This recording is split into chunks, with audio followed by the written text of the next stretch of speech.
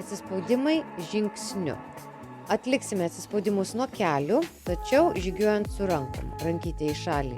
Atsispaudžiam, rankos kartu, rankytė į šalį, atsispaudžiam. Štai taip. Atliksime 10 kartų, vadinasi po 5 kartus kiekvienai pusiai. Taigi pozicija 4, užpakaliukai link savęs, neatstatykite taip, lentos pozicija, rankytės kartu, žengsime žingsnį į šalį su ranka, gražus atsispaudimas, rankos vėl kartu, žengiame į kitą pusę ir atsispaudžiame. Jeigu sunku, tiesiog judėkite lėčiau.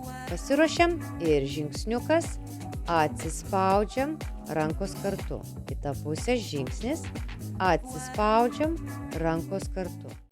Ir paskutinis, op, ir ačiū. Keliaujame į kūdikio pozą, nukrauti nugarą.